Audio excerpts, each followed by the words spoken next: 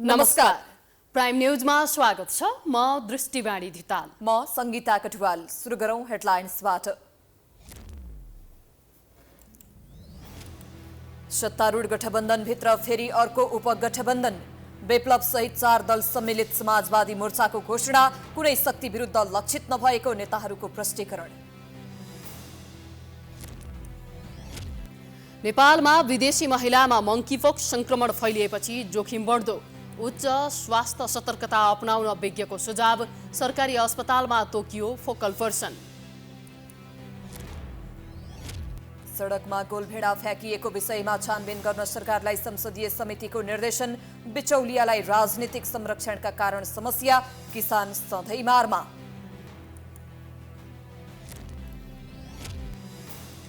भारतमा अत्यधिक गर्मीका कारण 98 जनाको मृत्यु। उत्तर प्रदेश र बिहारमा सबैभन्दा धेरै मानवीय क्षति। तापक्रम 42 डिग्री सेल्सियस भन्दा माथि पुग्यो। र आइसिसी एक दिवसीय विश्वकप छनौट प्रतियोगितामा अहिले 2 खेल जारी। समूह बीमा रहेका श्रीलङ्का र युए तथा आयरल्यान्ड र ओमान बीच प्रतिस्पर्धा। अब प्राइम न्यूज विस्तारमा। नेकपा माओवादी केन्द्र, नेकपा एकीकृत समाजवादी सहित 4 दल मिलेर समाजवादी मोर्चा घोषणा गरिएको छ। राष्ट्रिय सभागृहमा आयोजित घोषणा सभामा नेकपा अध्यक्ष बाबुराम भट्टराई भने सहभागी भएनन्।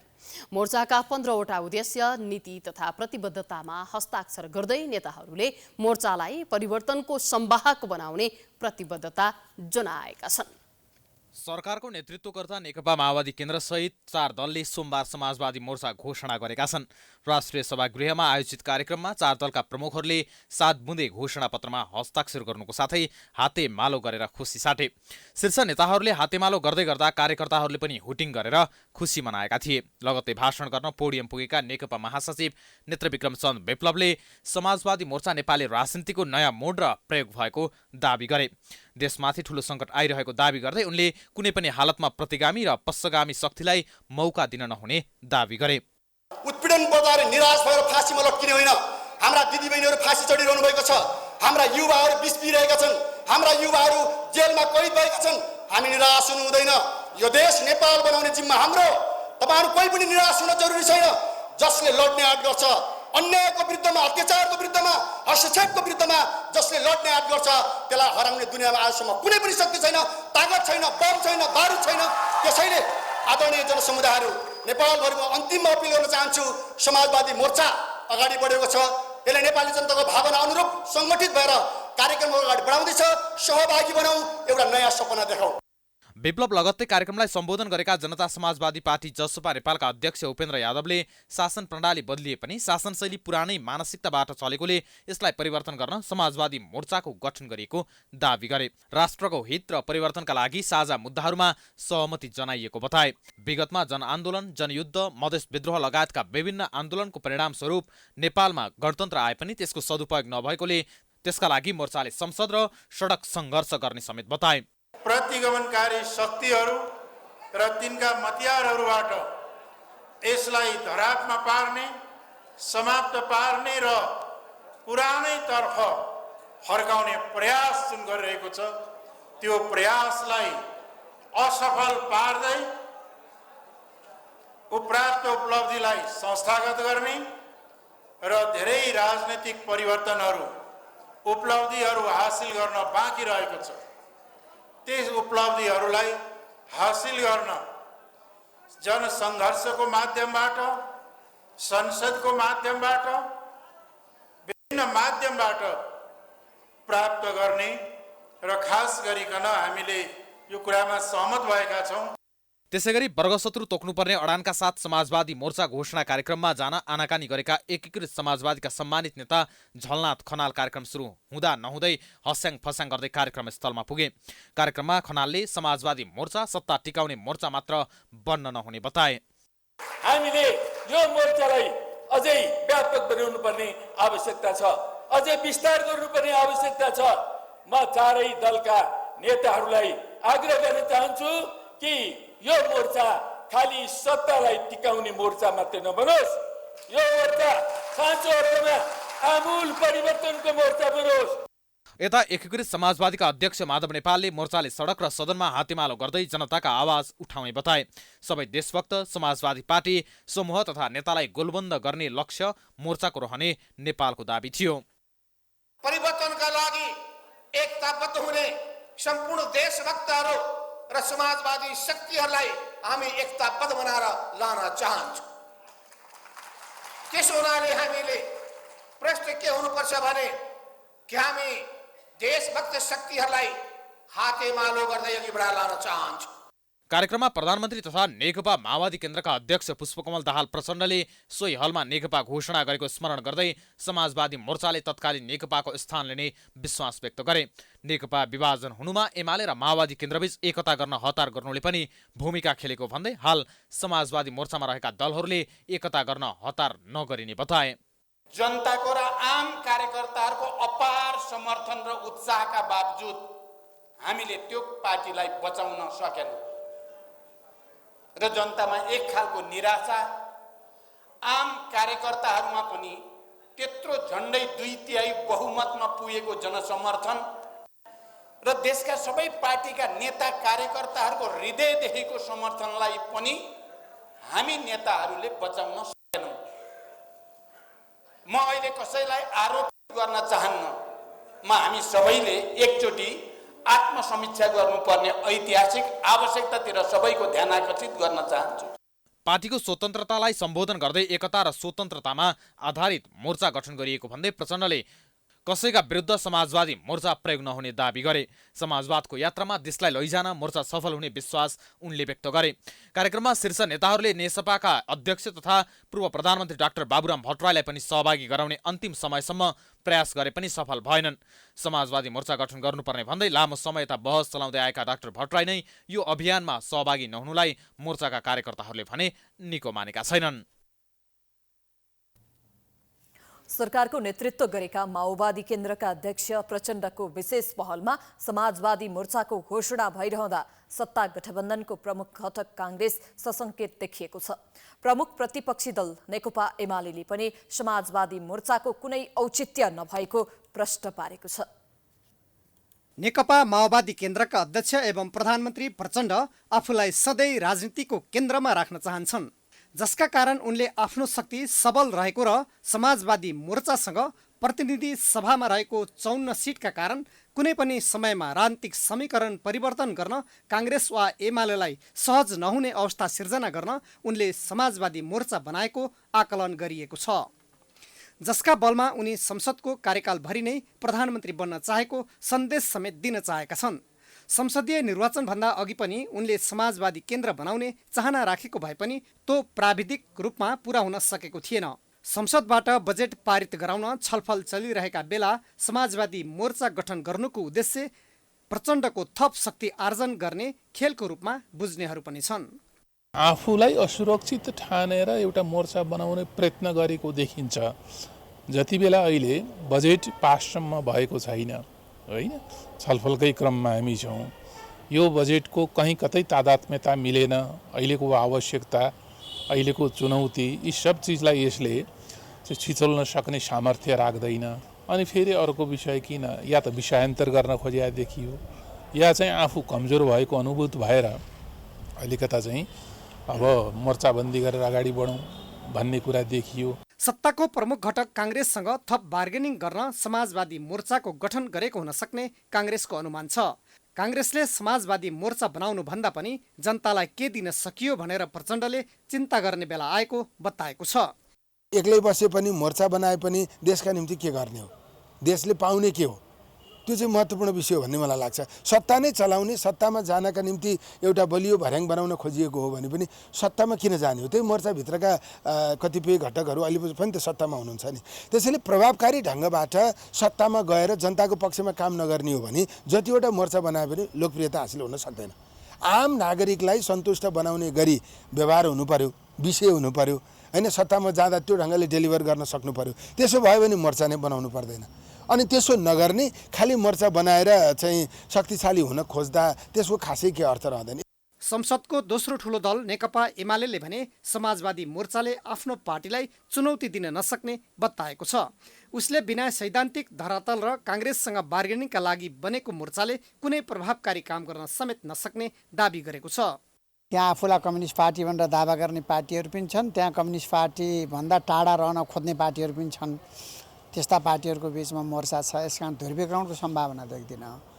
बरु यो मोर्चाले सत्ता बार्गेनिङको लागि एउटा आधार तयार गर्न खोजे जस्तो देखिन्छ। कतै सत्ता परिवर्तनको जोखिम हुन्छ कि भनेर त्यसलाई जोगाउनको लागि रक्षा कवचको रूपमा कतै मोर्चा गठन गरे हो कि जस्तो लाग्छ। बरु यो मोर्चा पार्टीको रूपमा रहन्छ कि रहँदैन, कति समय टेक्छ, उहाँहरू कुन ढङ्गले जानुहुन्छ, त्यो आशंकाको घेरामै उहाँहरू हुनुहुन्छ। हामीलाई यसले ठुलो असर गर्दैन। जनभावना अनुसार काम गर्न नसकेको आरोप खेपिरहेका बेला प्रधानमन्त्री प्रचण्डले सत्ता समीकरण होला कि भन्ने डरले समेत समाजवादी मोर्चा बनाएको भन्नेहरू पनि छन्, जसले गर्दा एमाले र काङ्ग्रेस नजिकिएर फेरि नयाँ सत्ता समीकरण बन्न सक्ने कतिपयले आकलन गरेका छन्। अविरल वर्षासँगै कोशी प्रदेशका हिमाली र पहाडी जिल्लामा आएको बाढी पहिरोमा परि हालसम्म 8 जनाको मृत्यु भएको छ। ती घटनामा परि 9 जना घाइते भएका छन्, 28 जना बेपत्ता रहेका छन्। गएको शनिबार यता बाढी पहिरोमा परि 7 जनाको मृत्यु भएको कोशी प्रदेशको आन्तरिक मामिला तथा कानुन मन्त्रालयले जनाएको छ। मन्त्रालयका अनुसार ताप्लेजुङमा 3, पाँचथरमा 2, भोजपुर र सङ्खुवासभामा 1-1 जनाको मृत्यु भएको छ। तीमध्ये 5 जना पहिरोमा पुरिएका थिए, 2 जनालाई खोलाले बगाएको मन्त्रालयले जनाएको छ। बाढीका कारण विभिन्न भौतिक संरचनामा समेत क्षति पुगेको छ।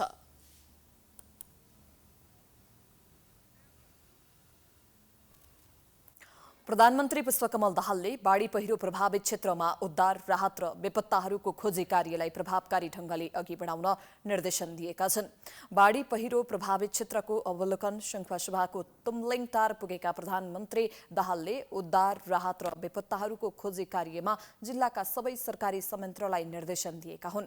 प्रधानमन्त्रीले तत्कालै सडक सञ्जाल जोड्न, बेली ब्रिज, घरबार विहीनलाई तत्काल स्थानान्तरण र आवासको लागि व्यवस्था मिलाउन आवश्यकता अनुसार सरकारले तदारुकताका साथ काम गर्ने पनि बताए। प्रशासनको तर्फबाट सुरक्षा निकाय, नेपाली सेना, प्रहरी र स्थानीय जनता, जनप्रतिनिधि पार्टीहरूको सबैको तर्फबाट पनि काम तदारुकताका साथ नै अगाडि बढेको चाहिँ रिपोर्ट सुनियो। त्यसको लागि म सम्बन्धित सबैलाई धन्यवाद पनि भन्न चाहन्छु।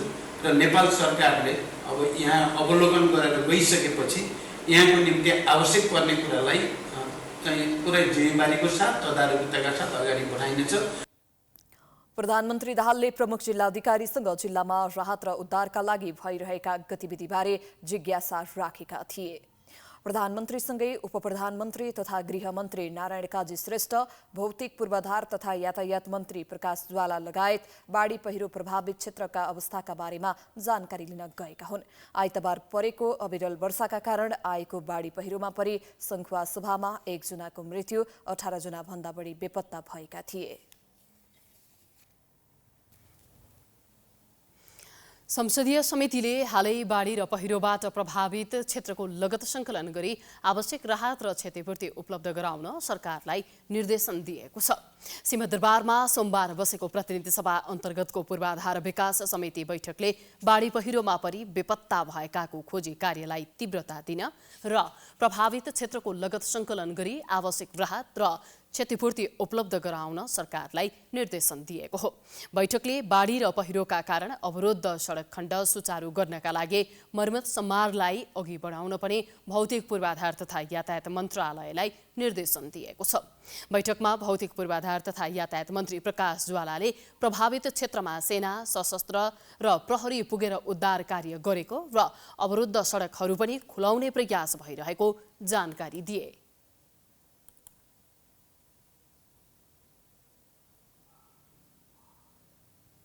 केही बजेट चाहिँ घटेको छ, तर प्राथमिकताबाट ती सडकहरू हटाइएको त छैन, तिनीहरू कायमै छन्। अब त्यसैमा मानिसहरूले म के प्रश्न पार्न चाहन्छु भने एयर मार्क गरेको भने तिनै योजनाहरूलाई हो। त्यो त अब योजना आयोगले एयर मार्क गरेर पठायो, यति बजेट सेभिङ गरेर योजनागत रूपमा चाहिँ तोकेर पठायो, त्यसमा हामीले दायाँ गर्न पाएनौँ, त्यो त यथार्थै हो, त्यो हुने गरेको पनि छ। अब जहाँसम्म फी बजेट भनेको हामीले बाँडफाँड गर्ने बजेट भनेको सानो थियो, 2 अर्ब बाँकी थियो, 2 अर्बको प्रस्ताव गर्यो। अब पछि बजेट बढाउने क्रममा अर्थबाट 5 अर्ब 17 करोड पुर्याइयो त्यो शीर्षकमा, होइन? त्यसपछिका कुरा अब तपाईँहरू आफै बुझ्नुहुन्छ। बैठकमा सांसदहरूले बिना अध्ययन महत्त्वपूर्ण योजनाहरूको बजेट घटाएको भन्दै सरकारको ध्यानाकर्षण गराएका थिए।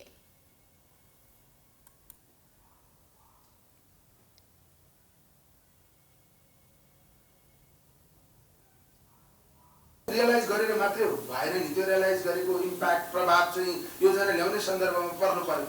त्यसैले पुँजीगत खर्च कम छ भन्ने थाहा थियो। आज यो भौतिक पूर्वाधार विकासको मात्र होइन, अन्य अरू मन्त्रालयहरूको पनि बजेट घटेको स्थिति छ।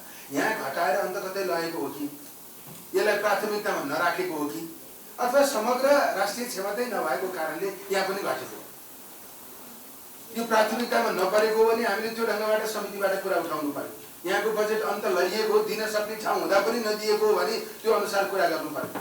होइन पुँजीगत खर्च नै कम थियो भन्ने कुरा थाहा थियो भने त्यस अनुसार योजना बनाउन सक्नु पर्थ्यो। कसरी दिनुपर्ने, जसरी फ्ल्याटमै कुरा गर्ने हो भन्दा पनि यो देशले 165 निर्वाचन क्षेत्र छ भने र फ्ल्याट रूपमा सबै निर्वाचन क्षेत्रमा समान हुने गरी बाँडिदियो, एउटा भन्नु थियो। बैठकमा भौतिक पूर्वाधार तथा यातायात मन्त्रालयका सचिव केशव कुमार शर्माले आगामी आर्थिक वर्षको विनियोजित बजेटका बारेमा जानकारी गराएका थिए। नेपालमा पहिलो पटक एकजना विदेशी महिलामा मंकीपक्स संक्रमणको पुष्टि भएसँगै उक्त रोगबाट बच्न सतर्कता अपनाउन अधिकारीहरूले आह्वान गरेका छन्।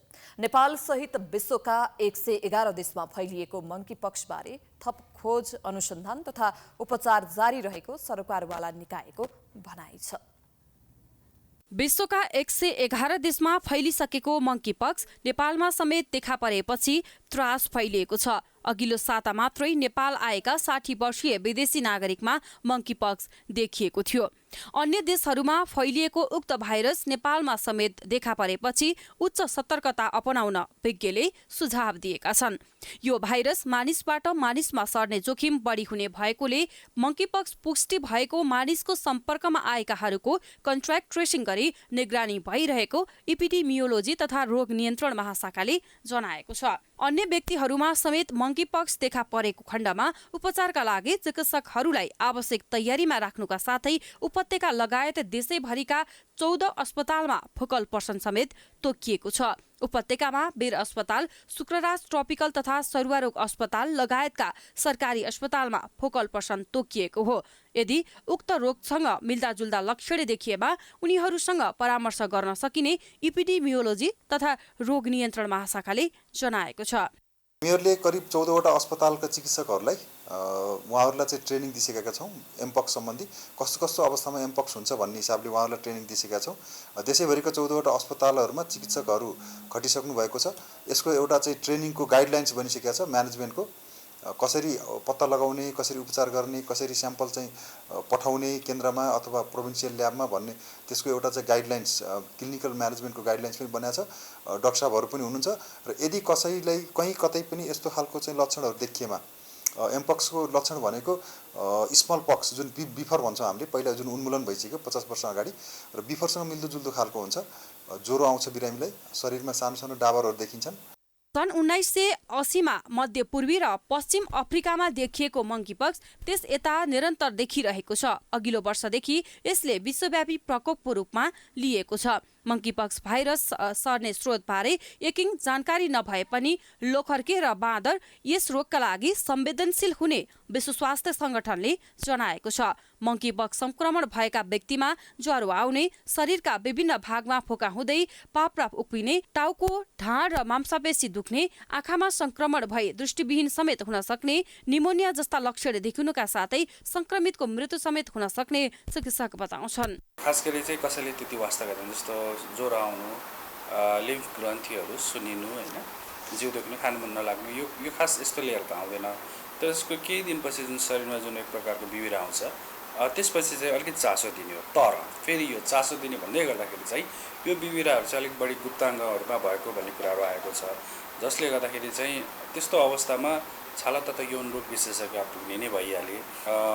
अब रोग प्रतिरोधक क्षमता कमजोर भएका दीर्घरोगी भएकाहरूले चाहिँ अलिक विभिन्न जटिलताहरू देखिन्छ भन्ने कुराहरू चाहिँ छ। संक्रमितको शरीरमा पानी सहितको मसिनो बिबिरा आउने र त्यही बिबिरा फुटेर त्यहाँ भित्र भएको पानी अर्को व्यक्तिको शरीरमा पुगेर संक्रमण हुन सक्ने चिकित्सकहरू बताउँछन्। साथै संक्रमित व्यक्तिको सिगान, कप तथा कपडा प्रयोग गरेमा पनि यो भाइरस सर्ने उच्च जोखिम हुने चिकित्सकको भनाइ छ। 1980 मा पहिलो पटक अफ्रिकामा देखा परेको यो रोग हालसम्म 111 देशमा फैलिसकेको छ। यसको कुनै छुट्टै उपचार नभएकोले लक्षण अनुसारको उपचार गरिने गरेको चिकित्सकहरू बताउँछन्।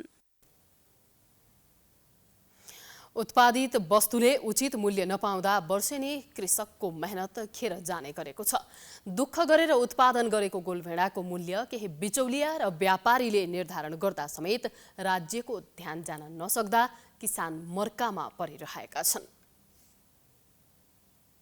किसानले मेहनत गरेर उत्पादन गरेको वस्तुले बजार नपाउने नेपालको पुरानै रोग हो।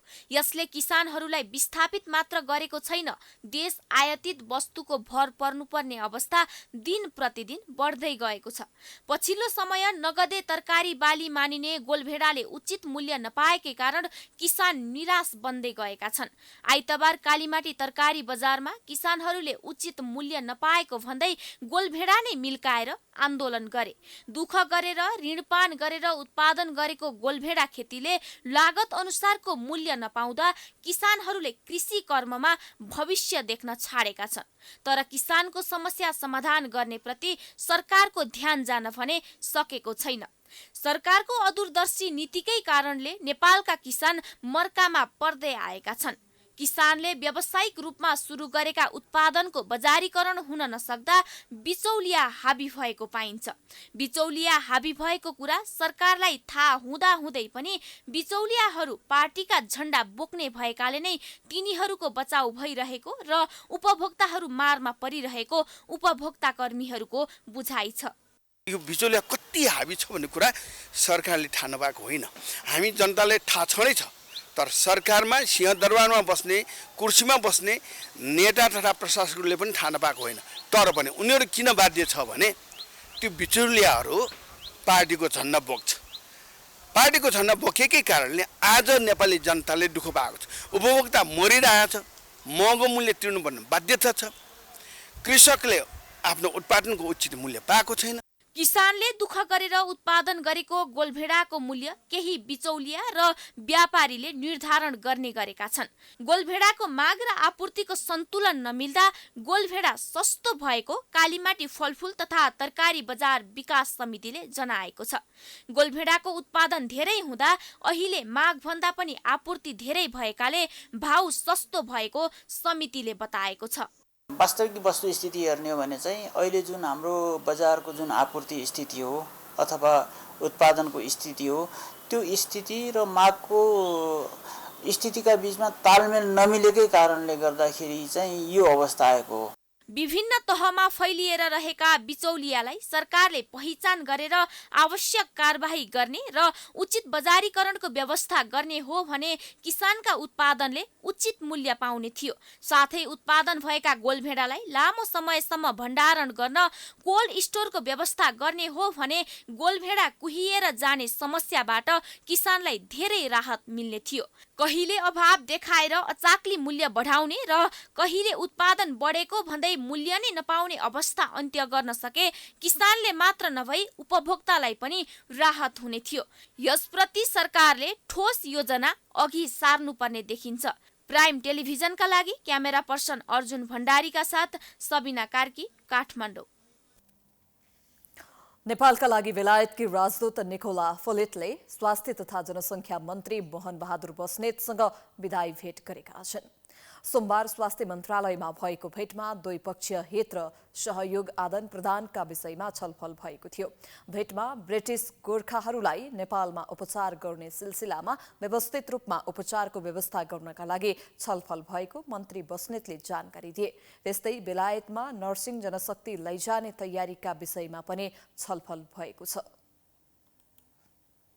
बेलायतमा चाहिँ यो नर्सिङ मेन पावर चाहिँ लाने कुराको बारेमा त्यहाँ छलफल भइरहेको अवस्था रहेछ।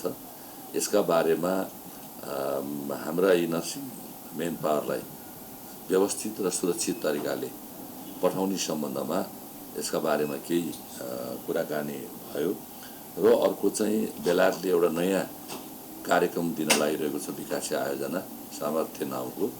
अब त्यसलाई त्यो अन्तर्गत कसरी यो देशलाई उहाँहरूले सहयोग गर्ने र त्यसका क्रियाकलापहरू कसरी गर्ने भन्ने बारेमा त्यसलाई व्यवस्थित गरेर सञ्चालन गर्ने विषयमा यो 3वटा विषयमा कुराकानी भयो। भेटका क्रममा विकासका योजना अन्तर्गत बेलायतले नयाँ कार्यक्रम दिन लागेको र त्यसलाई नेपालले कसरी सञ्चालन गर्ने भन्ने बारेमा पनि छलफल भएको मन्त्री बस्नेतले बताए।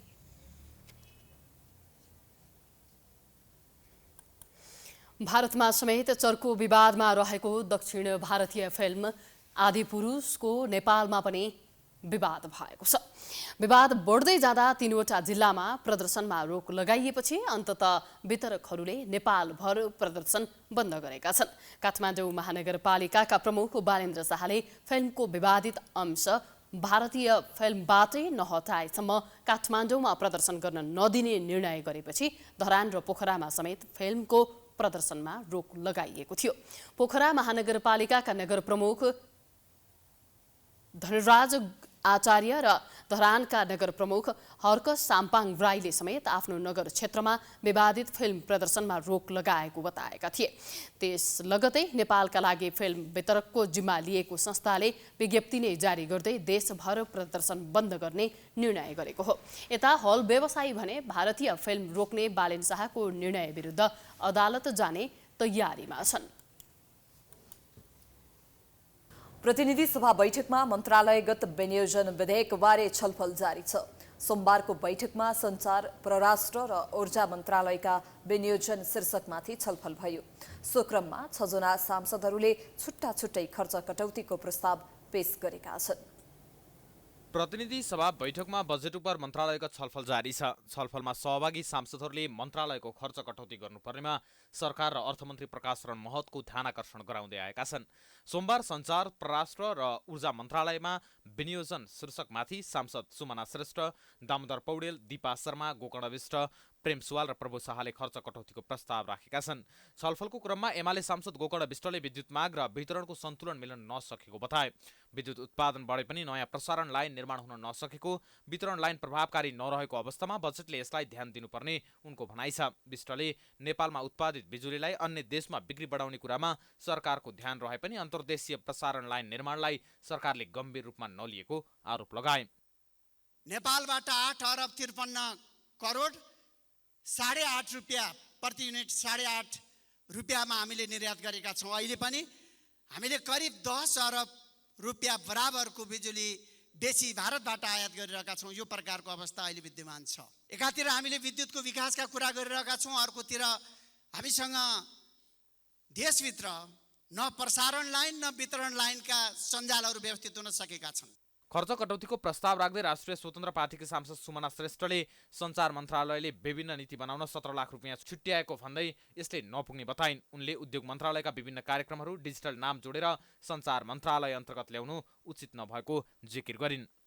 यो सञ्चार मन्त्रालयले incubation and acceleration program for digital industry and first level advisory सपोर्टमा 10 लाख हाराहारीको खर्च गर्दै देख्छु।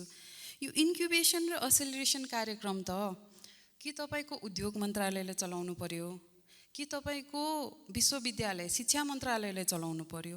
यो किन सञ्चार मन्त्रालयले चलाउँदैछ? डिजिटल भन्ने बित्तिकै सञ्चारमा आउँदैन नि, त्यो इन्डस्ट्रीको रूपमा डेभलप गर्ने हो भने यो त उद्योगले चलाउनु पर्यो। त्यस्तै सांसद प्रेम सुवालले भारतसँग विद्युत व्यापार गरेर व्यापार घाटा गर्ने सरकारको योजनामा नेपालका नदीनालाहरू भारतलाई बेच्ने प्रयत्न भएको आरोप लगाए। उनले नेपाललाई नै सस्तोमा बिजुली दिनुपर्ने भन्दै नेपालको बिजुली भारतलाई बेचेर महँगोमा ग्यास आपूर्ति गर्नुपर्ने अवस्थालाई अन्त्य गर्नुपर्ने जिकिर गरे। सुवालले भारतीय राजदूतको पछिल्लो अभिव्यक्तिपछि राजदूतलाई फिर्ता बोलाएर स्पष्टीकरण लिनुपर्ने धारणा राखे। भारतसँगको व्यापार घाटा घटाउने मुख्य विकल्प जलविद्युत निर्यात भएको सरकारको दाबी, यो त नेपालको नदीनाला सबै भारतको पोल्टामा दिने हो। किन? बिजुली निकाल्नु पर्यो भने भारत आउँछ, मैले लगानी नगर्ने हो भने तिम्रो बिजुली किन्न भनिदिन्छ। यस्तो कुरामा लाग्नुहुन्न सरकार। सांसद दिपा शर्माले श्रम गन्तव्य मुलुकस्थित नेपाली कूटनीतिक नियोगले वैदेशिक रोजगारीमा गएका श्रमिकका पक्षमा प्रभावकारी भूमिका खेल्न नसकेको बताइन्। छलफलमा सहभागी अन्य सांसदहरूले पनि सरकारले विनियोजन गरेको बजेटमाथि असन्तुष्टि जनाएका छन्। प्रतिपक्षी दलहरूले बजेटको वितरण समानुपातिक हुन नसकेको भन्दै कुनै पनि हालतमा पास हुन नदिने अडान राख्दै आएका छन्। सरकारमै सहभागी कतिपय दलका सांसदहरूले पनि बजेट संशोधन गर्न सरकारलाई सुझाव दिँदै आएका छन्।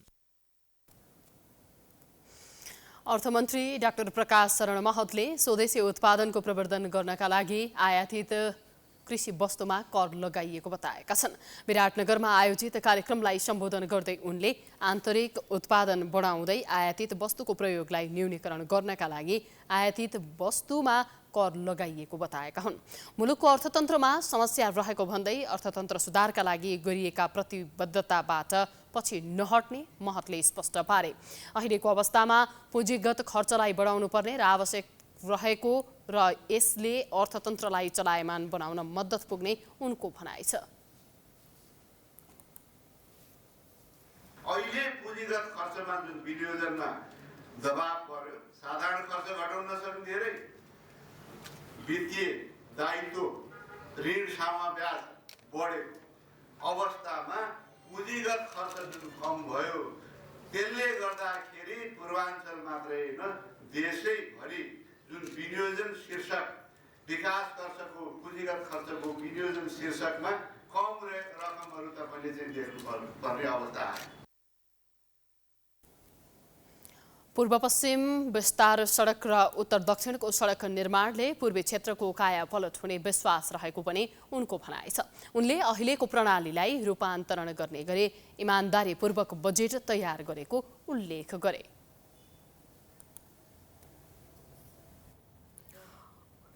बजार मापक शेयर बजार आज सामान्य अङ्कले घटेको छ। बजार परिसूचक नेप्से आज 2.94 अङ्कले घटेर 2091.39 बिन्दुमा झरेको छ। आज विकास बैंक, फाइनान्स, लगानी, म्युचुअल फन्ड र अन्य बाहेक सबै समूहको शेयर घटेकोमा बीमा, होटल तथा पर्यटन, उत्पादन तथा प्रशोधन, माइक्रो फाइनान्स र जलविद्युत समूहको शेयर उच्च अङ्कले घटेको छ। आज 276वटा कम्पनीका 1.29 करोड किता शेयर 4 अर्ब 74 करोड रुपैयाँमा कारोबार भएको छ। आज युनिक नेपाल लघुवित्तको शेयर 10% घटेको छ। समग्रमा बजार घटे पनि central finance, Laxmi equity fund, mountain energy, BPW लघुवित्त र मन्चेम हाइड्रो पावरको शेयर 10% बढेको छ।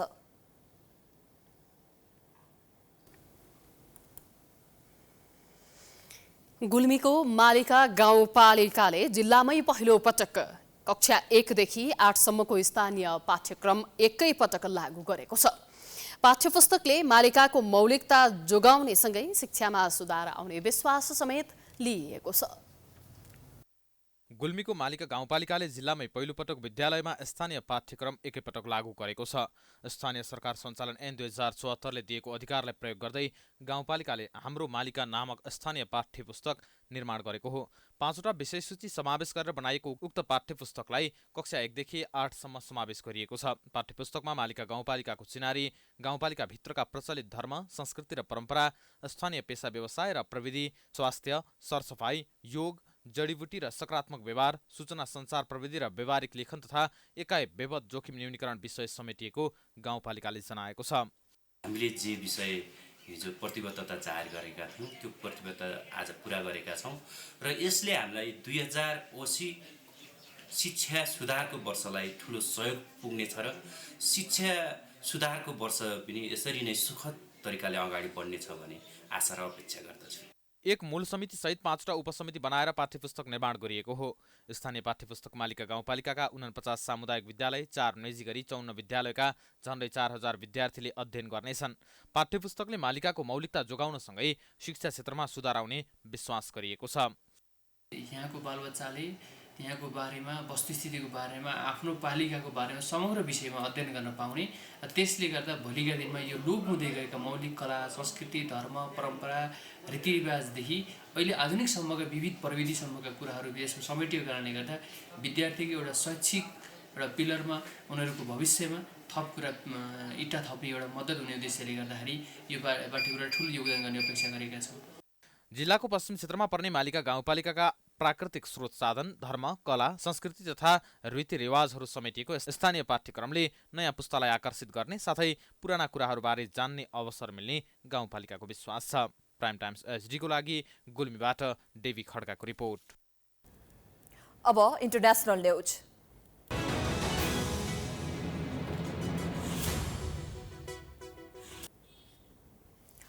भारतमा अत्याधिक गर्मीका कारण कम्तीमा 98 जनाको मृत्यु भएको छ। उत्तर प्रदेश र त्यससँग जोडिएका राज्य बिहारमा पछिल्लो 3 दिनमा भीषण गर्मीका कारण मृत्यु हुनेको संख्या 98 पुगेको स्थानीय अधिकारीले बताएका छन्। अधिकारीहरूका अनुसार गर्मीका कारण बिरामी परे मृत्यु भएका अधिकांश व्यक्ति 60 वर्षभन्दा माथिका रहेको बताइएको छ। भारतीय मौसम विज्ञान विभाग IMD को तथ्याङ्क अनुसार शुक्रबार र शनिबार देशका केही भागमा अधिकतम तापक्रम 42.2 डिग्री सेल्सियस पुगेको थियो। उत्तर प्रदेशको सबैभन्दा बढी प्रभावित जिल्ला बलियो हो। यो जिल्लामा मात्र बिहीबार 23, शुक्रबार 20 र शनिबार 11 जनाको मृत्यु भएको बताइएको छ। गर्मीका कारण अस्पतालहरूमा बिरामीको भेट लाग्ने गरेको छ। बिरामीमा ज्वरो आउने, सास फेर्न गाह्रो हुने र अन्य समस्या देखिएको चिकित्सकहरूले बताएका छन्।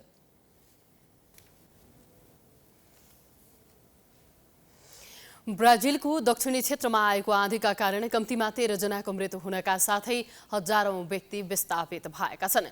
रियो ग्रान्डे डो सुल राज्यमा आएको आँधीपछि 13 जनाको मृत्यु भएको छ भने अन्य 10 जना हराइरहेका छन्।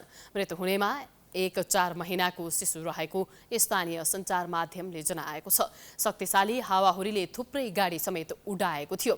आँधीहुरी सहितको वर्षाले अधिकांश क्षेत्र जलमग्न भएको छ। कतिपयलाई हेलिकप्टरको सहयोगमा उद्धार गरिएको थियो।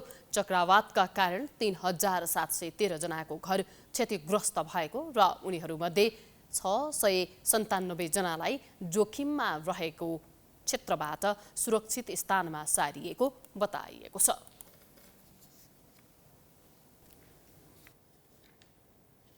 अब स्पोर्ट्स न्यूज।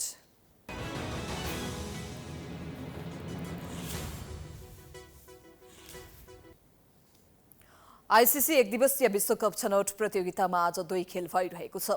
प्रतियोगिताको दोस्रो दिन समूह B का 2 खेलहरू भइरहेका हुन्। प्रतियोगिताको तेस्रो खेलमा अहिले श्रीलङ्का र UAE बीच खेल भइरहेको छ।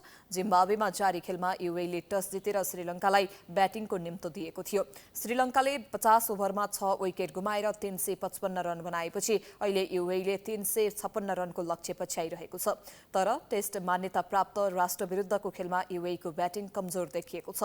पूर्व विश्वकप च्याम्पियनले श्रीलङ्का यसअघिका विश्वकपमा सिधै छनौट भए पनि अहिले पहिलो पटक विश्वकप छनौट प्रतियोगिता खेलिरहेको हो। पहिलो खेल खेल्दै गरेका दुवै टोली जितका साथ प्रतियोगिताको सुरुवात गर्न चाहन्छ। प्रतियोगिताको प्रमुख दावेदार मानिएको श्रीलङ्का UAE माथि सहज जितको खोजीमा रहेको छ।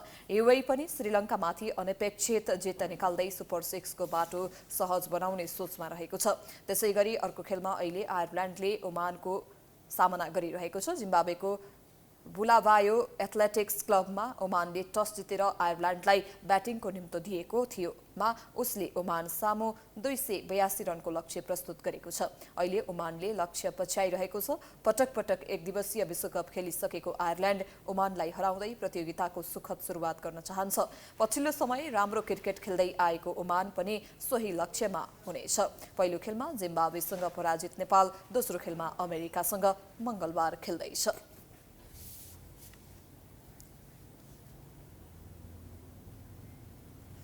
हामी प्राइम न्यूजको अन्त्यमा आइपुगेका छौं। जाँदा जाँदै हेडलाइन्स पुनः एकपटक। सत्तारूढ गठबन्धनभित्र फेरि अर्को उपगठबन्धन, विप्लव सहित 4 दल सम्मिलित, समाजवादी मोर्चाको घोषणा, कुनै शक्ति विरुद्ध लक्षित नभएको नेताहरूको प्रष्टीकरण। नेपालमा विदेशी महिलामा मंकीपक्स संक्रमण फैलिएपछि जोखिम बढ्दो, उच्च स्वास्थ्य सतर्कता अपनाउन विज्ञको सुझाव, सरकारी अस्पतालमा तोकियो फोकल पर्सन। सडकमा गोलभेडा फ्याँकिएको विषयमा छानबिन गर्न सरकारलाई संसदीय समितिको निर्देशन, बिचौलियालाई राजनीतिक संरक्षणका कारण समस्या, किसान सधैँ मारमा। भारतमा अत्याधिक गर्मीका कारण 98 जनाको मृत्यु। उत्तर प्रदेश र बिहारमा सबैभन्दा धेरै मानवीय क्षति। तापक्रम 42 डिग्री सेल्सियस भन्दा माथि पुग्यो। र आइसिसी एक दिवसीय विश्वकप छनौट प्रतियोगितामा अहिले 2 खेल जारी। समूह बीमा रहेका श्रीलङ्का र युएई तथा आयरल्यान्ड र ओमान बीच प्रतिस्पर्धा। प्राइम न्यूज अहिलेलाई सकियो। यसपछिको प्रस्तुति जनता जान्न चाहन्छन् ऋषि धमलाको साथमा। हेर्दै गर्नुहोला प्राइम टेलिभिजन। नमस्कार।